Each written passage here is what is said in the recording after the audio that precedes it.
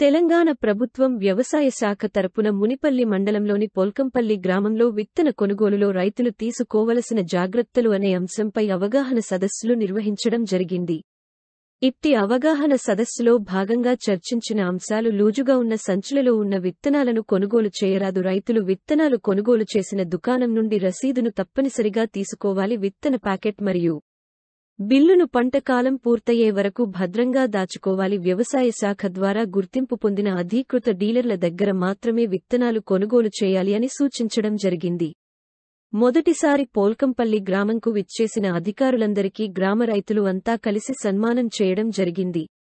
ఇట్టి కార్యక్రమంలో జిల్లా వ్యవసాయ అధికారి నరసింహరావు, సహాయ వ్యవసాయ సంచాలకులు సత్యనారాయణ, మండల వ్యవసాయ అధికారి శివకుమార్, సంబంధిత వ్యవసాయ విస్తరణ అధికారి స్నేహ, కార్యదర్శి మరియు రైతులు పాల్గొన్నారు.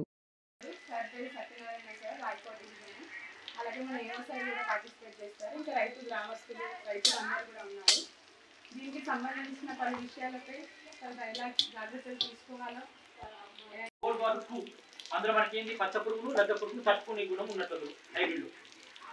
అది ఏ కంపెనీ విత్తనమైనా కానీ ఏ కంపెనీ విత్తనమైనా ఆ కెపాసిటీ ఉంటుంది. ఏది లద్ద పురుగును పచ్చ పురుగును తట్టుకునే గుణం ఉంటుంది. ఏ కంపెనీ బీజీతో అయినా సేమ్.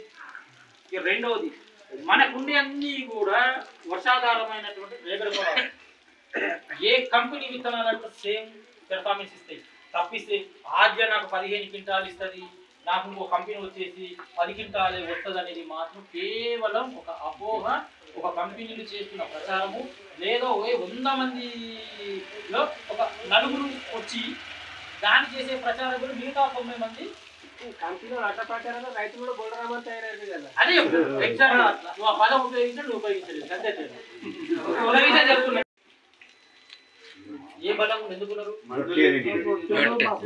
సజ్జలు గరికలు మందులు లేని ఇంత మందులు మనం వాడలేదు. ఆ తిండి తినడం వల్ల ఆ 60 ఏళ్ళు 70 ఏళ్ళు కూడా ఈ రోజు కూడా నడుచుకుంటూ పొలానికి పోతున్నాడు, ఆయన పని ఆయన చేసుకుంటున్నాడు. అదే మన పిల్లలు లాస్ట్కి ఏమొచ్చింది, 5 ఏళ్ళ పోరగాడు 10-15 సోర పోరగాడు కూడా ఈ నుంచి రోడ్డు దాకా నడిచిపోతాడు. చేత కాదు దొడ్డిపోతానికి కూడా సైకిల్ స్కూటీల మీద సందర్భాలు వచ్చింది. అంతెందుకు వాడు కూర్చుంటే కింద కాళ్ళ మీద ఇట్లా కూర్చుని కింద పట్టుకుంటాం. పోరగాడు మనం పక్కనే పెట్టు, పోరగాడు వచ్చేసి ఏది పట్టకుండా ఇట్లా కూర్చొని తెలమని చూద్దాం. ఎంతసేపు వచ్చేస్తాం చూద్దాం. వాడు అయ్యో నా మోకాలు వచ్చేది, వాడోళ్ళైనా మోగోళ్ళని. ఎందుకు వచ్చింది? కొంత బలం లేక. ఎందుకు మనంతా బయట ఫుడ్ ఈ తొందరగా అడ్డమైన ఫుడ్ తినవడానికి మనకు కట్ అయింది. దాన్ని మనం కూడా కారణమే కదా. భూమిలో వేసే ఎప్పుడన్నీ కూడా మనమే తగ్గిస్తుంది. కాబట్టి దయచేసి కొంచెం ఈ రసాయనిక ఎరువుల వాడకాన్ని తగ్గించి పశువుల పెట్ట పెంచుకొని కాంప్లెక్స్ ఎరువుల వాడకం, పొటాష్ వాడకాన్ని అలవాటు తీసుకుంటే విత్తనాల కదా జాగ్రత్త తీసుకొని, మీరేమైనా డీలర్ దగ్గర మీకు ఏమన్నా రేట్లు ఎక్కువ అమ్ముతున్నారు, మాకు సరైన సమయంలో విత్తనాలు కానీ ఏమైనా ప్రాబ్లం ఉంటే మా దృష్టికి తీసుకురాని మీరు యాక్షన్. ఇప్పుడు ఎంత అమ్మాలి? ఎంఆర్పీ రేట్ అమ్మాలి.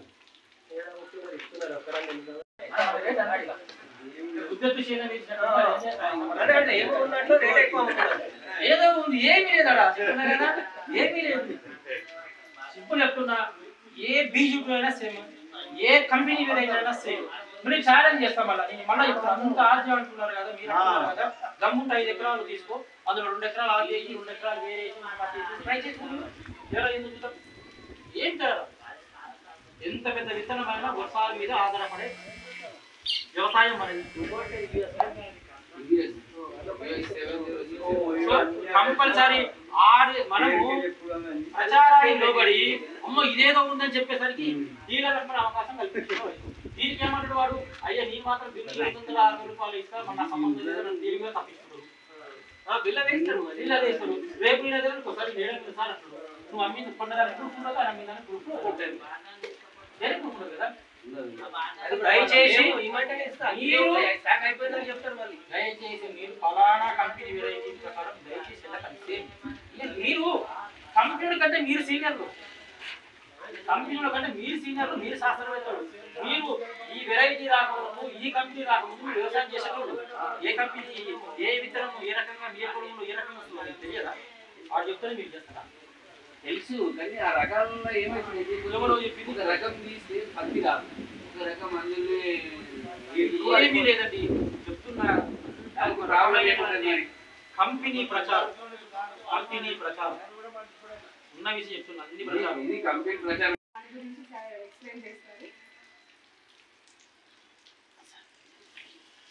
అందరికీ నమస్కారం. కొత్తగా వచ్చాను. మీ ఏరియా కూడా నాకైతే పూర్తిగా కొత్త. నాది పుట్టిన జిల్లా నల్గొండ, ఉన్నదంతా రంగారెడ్డి జిల్లాలో పనిచేస్తాను. రంగారెడ్డి జిల్లాలో మీ ఊరు మొత్తం కూడా ఇప్పుడు పత్తి పంట పండిస్తారా రైతులంతా? 75% పత్తి, 90% అనుకో. ఇక ఈ దేశాల్లో మేము అవి సాంబార్ కూడా ఉంటాయి కదా. ఇప్పుడు పత్తి కాడికి వచ్చినప్పుడు ఆయన డీలర్ కాబట్టి ఆయన కాకుండా రైతులు చెప్పాలి. మీరు పత్తి అన్నప్పుడు పత్తి ఎక్కడి నుంచి ఇస్తారనుకుంటారు? ఎక్కడ?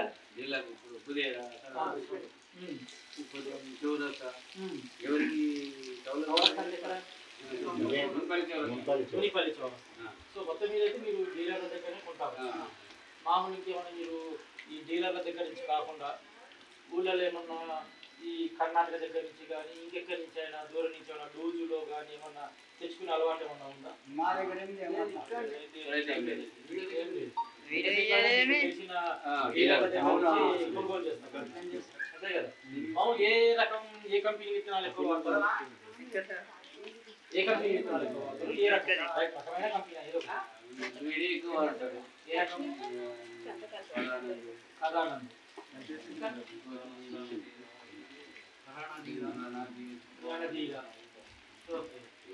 సో మేజర్గా కంపెనీ విత్తనాలు కంపెనీ విత్తనాలు కొనేటప్పుడు ఇప్పుడు ఇంకోటి కొత్తగా యూఎస్ 7067 అని ఇది అంటుంది బాగా బాగుందని అంటున్నారు అన్న ఉద్దేశంతో ఆజ్ఞ బాగా పోయినసారి బాగా అయింది అని ఇక్కడ దొరుకుతలేదు. అది మార్కెట్లో అడిగితే అది మాత్రం ఒక ప్యాకెట్ ఇస్తామంటారు.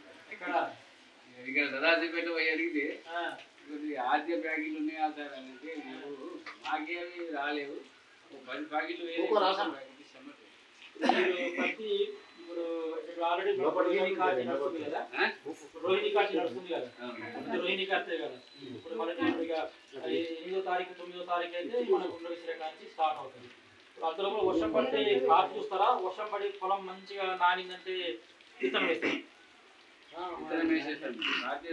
కార్తీ సంబంధం లేదా? ఇప్పుడు వచ్చేసారి జూన్ లోనే స్టార్ట్ చేస్తారు. వర్షం ఎప్పుడు మంచి పడితే అప్పుడు వేసేస్తారు. మీరు విత్తనాలు వేసేటప్పుడు ఎకరాకి ఎన్ని ప్యాకెట్ చేస్తారు? ఎకరాకు 2 కంపల్సరీ మిగులుతాయి. ఓకే. వేసేటప్పుడు ఇక సాగు వస్తారా ఎట్లా? మామూలుగా వర్షకు మధ్యలో ఎన్ని ఫీట్ల దారి? 2 ఫీట్ల ఏది వర్షకు సాలు ఒక్కొక్క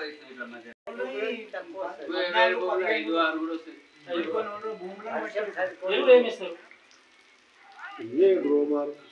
అంటే ఇప్పుడు మీరు 8వ తారీఖు 10వ తారీఖు నుంచి వర్షాలు పడితే విత్తనం వేస్తారు. ఈ విత్తనం వేసే కన్నా ముందు పొలంతో దున్ని పెట్టారు. అందులో ఏమన్నా పత్తుల పెట్ట కానీ కోల పెట్ట కానీ ఏమన్నా చేస్తారు? ఉన్నోళ్ళు వేస్తారు, ఇప్పుడు మీరు వేసే బస్తాలు ఏవైతే ఉన్నాయో కాంప్లెక్స్ కానీ 2020 కానీ యూరియా కానీ ఎప్పుడు వేస్తారు? 45 రోజుల తర్వాత స్టార్ట్ చేస్తాం. విత్తనం పెట్టిన తర్వాత 45 రోజుల తర్వాత విత్తనం పెడతాం. ఎరువు వేస్తాం. అసలు అదే విత్తనం పెట్టిన తర్వాత 30 నెల నుంచి నెలన్నరకు ఒకసారి వేస్తాం. ఆ ఫస్ట్ టైం వేసినప్పుడు ఏమి ఇస్తాం? 2020 అదొక బస్తా ఇదొక బస్తా.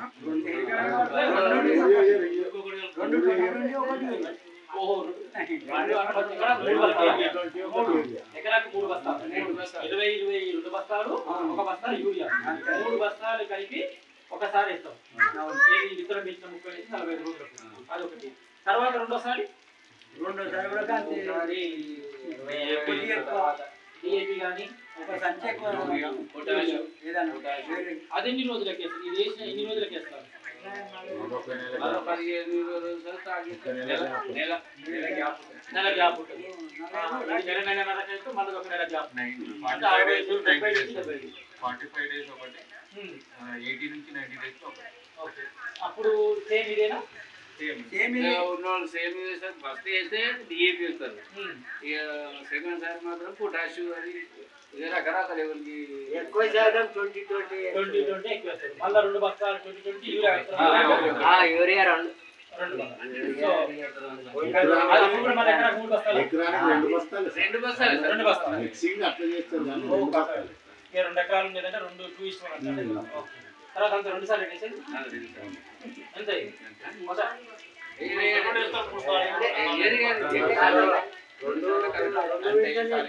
వాళ్ళకి అర్థమవుతుంది అన్నమాట, ఎంతవరకు పెట్టాలి, ఎంత వస్తుంది లాగోడికి మించి దిగుబడి రాకపోతే ముంగటి దూరనమాట.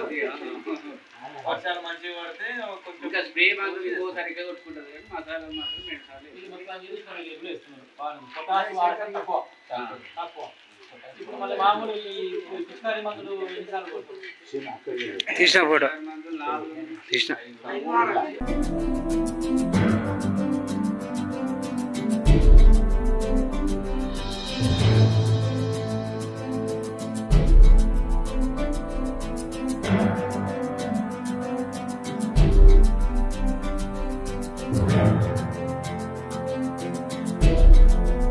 కోరుకున్న విధంగా కొన్ని బస్తాలు నాకు ఇష్టమే, కానీ ఏంటంటే నాణ్యత ప్రమాణాలు మీరు చూడాలి కదా. మా ఏఈఓనో అక్కడక్కడ ఇన్ఛార్జ్ ఉంటాడు, మీకే ఒక్కోసారి ఏంటంటే మీరు అనొచ్చు సార్ మంచిగా ఇస్తాం మేమని, కానీ ఒక్కళ్ళిద్దరే మనకు తెలుసు వాళ్ళ వల్ల తప్పిదం జరిగి మనందరూ కూడా ఇబ్బంది జరిగే పరిస్థితి ఉంది.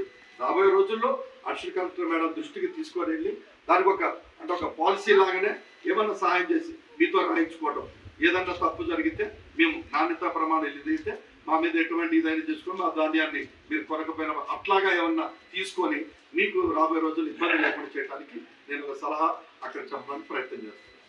ఓవరాల్గా ఇక్కడికి వచ్చిన ఉద్దేశం మా వాళ్ళు, మా ఏడీ గారు, ఏఓ గారు వీళ్ళందరూ ఏఈఓ తను మాట్లాడి ఉంటారు మీ అందరితోటి.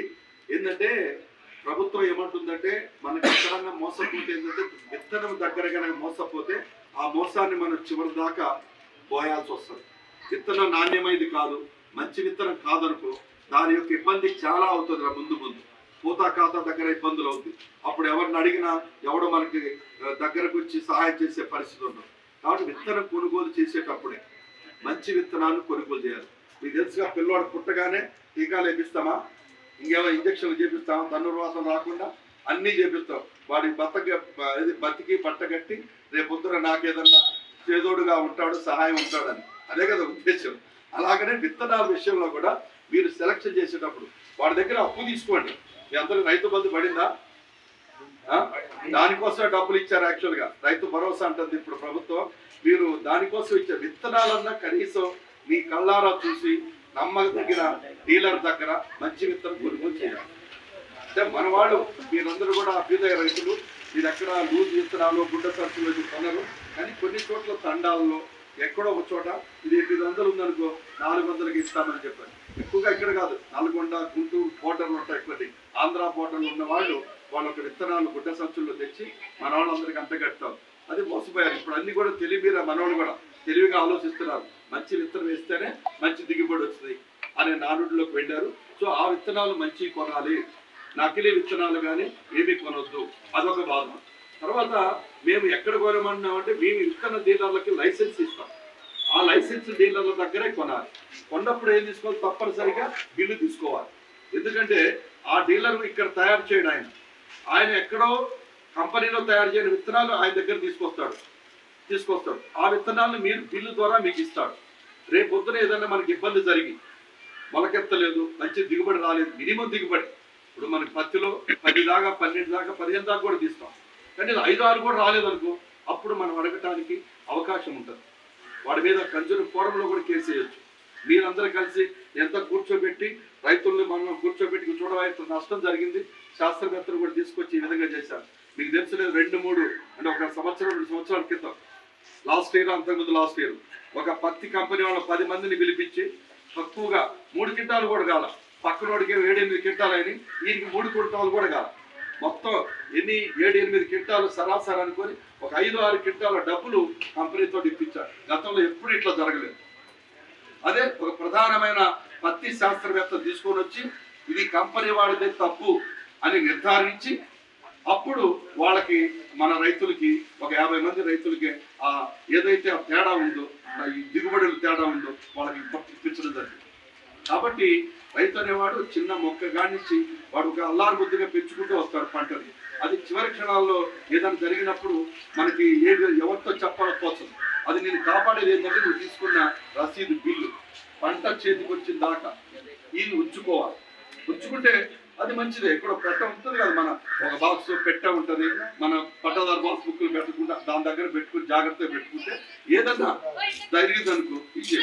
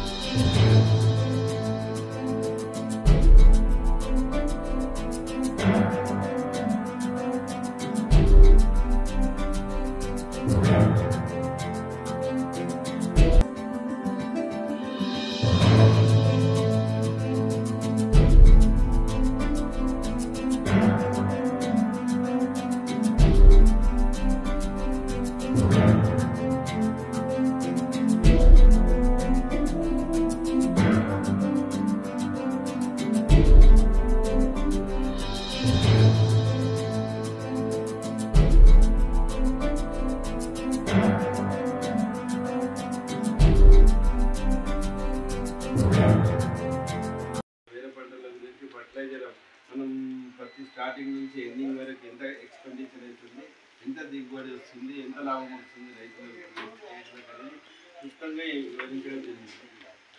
ఇట్లా ఇప్పుడు మనకు అర్థమైంది ఏంటంటే మనం పత్తి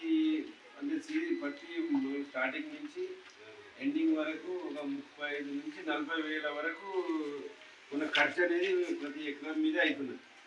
దాని దిగుబడి ఎంత మనం 10 క్వింటాలే అనుకున్నా కూడా ఎంత అయితే ఒక ఎకరం మీద 30 వేల వరకే మనకు లాభం అనేది వస్తుంది. ఆలోచించండి. మళ్ళీ పంట సీజన్ ఎంత వరకు వస్తుంది? 180 రోజులు అంటే 6-7 నెలల వరకు మనకు పీరియడ్ ఉంటుంది. మళ్ళీ వేరే పంట వేయడానికి కూడా ఛాన్స్ ఉంది. ఇప్పుడు ఈ మధ్యన ఏమైందంటే మనకు జూన్లో పెడితే మనకు జనవరి వరకు పత్తి పంట ఉంటుంది. ఆ జనవరి తర్వాత కొంతమంది నీళ్ళ సౌకర్యం ఉన్న వాళ్ళు జొన్నలు వేస్తున్నారు. మిగతా వాళ్ళు యాక్చువల్గా అక్టోబర్ నవంబర్లో కూడా మనకు రబీ సీజన్ అవుతుంది, కానీ జనరల్ కూడా లేట్ అయిపోతుంది. లాస్ట్ 2 ఏళ్ళ నుంచి అబ్జర్వ్ చేస్తే ఈ సీజన్ అనేది డిలే అవుతుంది. దీనికి కారణం ఏంటంటే మన పత్తి పంట డిలే అవ్వడం. ఇంతకుముందు డిసెంబర్లోనే మొత్తం ఇప్పుడేం పీరియడ్ పెరుగుతుంది. దీనికి కారణం ఏంటంటే వెదర్ పారామీటర్స్, మనం వర్షాలు సరిగ్గా రాకపోవడం, అవన్నీ డిఫరెంట్ కారణాలు ఉంటాయి.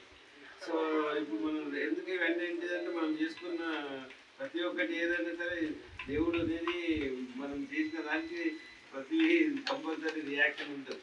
సో మనం ఏంటంటే మన పంటల వ్యవసాయంలో కూడా మార్పులు మనమే తీసుకొని వచ్చినాం. సో మన ఇంతకుముందు ఏంటంటే మన ఇంటి ఉంటుండే అన్ని ఉంటుండే, మనం ఇంట్రెస్ట్ ఉంటే ఒక బస్సులో 2 బస్సులో యూరియా డిఏపి పొటాష్ చేసుకుంటుంది. ఇప్పుడు ఏంటి అవన్నీ మర్చిపోయి మనం ఏంటంటే ఓన్లీ బయట కొనుక్కొచ్చే ఎరువుల మీదనే ఆధారపడి ఉంటున్నాం ప్రతి ఒక్కరి. దాన్ని మనం ఇప్పటి నుంచైనా కొంచెం ఇప్పుడు అందరూ మీకున్న నాలెడ్జ్ మాకు కూడా లేకపోవచ్చు. ఎందుకంటే అందరూ 60-70 ఇయర్స్ ఉన్నారు. వ్యవసాయ శాస్త్రవేత్తల కన్నా ఎక్స్పీరియన్స్ ప్రతి సంవత్సరం చేసి ఎక్స్పీరియన్స్ ఏ పంటకు ఏమవుతుంది అనేది చూసి మీరు చేసుకునే స్టేజ్లో ఉన్నారు. సో ఇప్పుడు నేనేం చెప్తున్నాను, మనము ఈ ప్రతి సంవత్సరం ఒక 10 ఏళ్ళ నుంచి మనం అబ్జర్వ్ చేస్తుంటే పత్తి తప్పితే వేరే పంట చేస్తలేదు, వేరే పంట పోతలేదు. ఓకే, ఈ సంవత్సరం మీరు ఛాన్స్ ఉన్నది. ఇప్పుడు జూన్ నుంచి మళ్ళీ సీజన్ ఉన్నది కాబట్టి నా ఉద్దేశం ఏంటంటే ఓకే, ఇంతకుముందు కందులు కూడా బాగా ఇస్తుంది. ఈ లాస్ట్ 3-4 ఇయర్స్ నుంచి సాళ్ళకు వచ్చింది. ఇంకా 2 రోజులు అయితే అది కూడా ఉండకపోవచ్చు. సో ఇప్పుడు నా ఉద్దేశం ఏంటిదంటే మీ దగ్గర నేను ఏరియా పర్టికులర్ చూస్తుంటే ప్రతి సంవత్సరము ఇప్పుడు 5-6 వేల 1000 ఎకరాలకు వచ్చింది. మండలం మొత్తంది మునిపల్లి మండలం లోపల కందులది 5-6 వేల ఎకరాలు ఉంటుంది మొత్తం టోటల్. ఇప్పుడు లాస్ట్ ఇయర్ 1000 ఎకరాలు, 1054 రీజన్ ఏంటిదంటే ప్రతి సంవత్సరం తక్కువ అయిపోతుంది. సో దాన్ని మనం పెంచాలి మన గురించి పెంచుకోవాలి. సో దాన్ని మీకు కందుల గురించి ఇంతకుముందే మనకు విత్తన మేళ అనే ఒక యూనివర్సిటీలో విత్తన మేళ అనేది ప్రోగ్రామ్ నడుస్తుంది. ఐడియా జాగ్రత్త లేదా కూడా ఏమీ లేదు. విత్తనం మేళ మన తాండూరు దగ్గరనే ఉంది కదా, తాండూరు దగ్గరనే అవుతుంది కదా. దగ్గర అవుతుందా దూరం అవుతుందా? తాండూరు ఇట్లా మనం బుధేరా నుంచి స్టేట్ పోతే దగ్గరనే ఓకే. ఎంత అవుతుంది? 50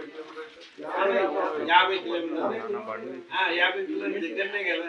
ఇప్పుడు మీకు ఎందుకు చెప్తున్నానంటే నేను ఇంతకుముందే విత్తన మేళ గురించి దాని పర్టికులర్ సీడ్ అవైలబిలిటీ దాని డీటెయిల్స్ మన స్నేహ గారికి ఏఈఓ గారికి ఏం జరిగింది. మీ విలేజ్ గ్రూప్ ఉంది కదా, దాంట్లో పెట్టినాను పెట్టింది. సో ఆడ మన తాండూరు లోపల మన బిజినెస్ సెంటర్ ఉంది. ఆడ మీకు ఫోన్ చేసి ఒక మీ విలేజ్ 20 బ్యాగులు కావాలి, 30 బ్యాగులు కావాలంటే ఫోన్ చేస్తారు. ఒక్కొక్కరు ఫోన్ అవసరం లేదు. అందుగురించి చెప్తున్నాయి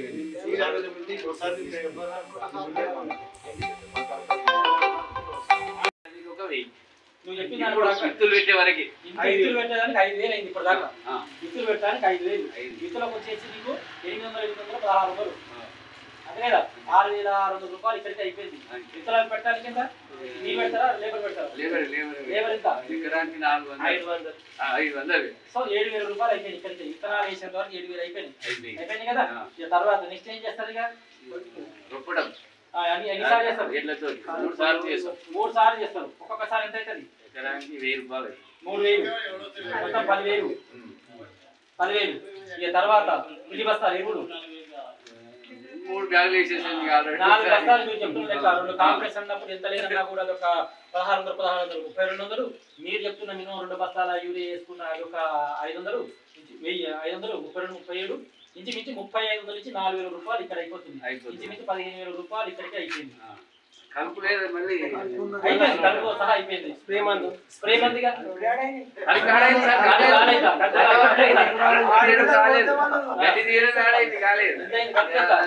ఎకరాకు 4,000 నుంచి 5,000 దాకా అవుతుంది. అయిపోయింది. మరి పిచికారికి 4 సార్లు 5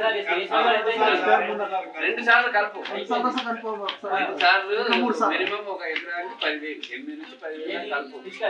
కలుపు లేబర్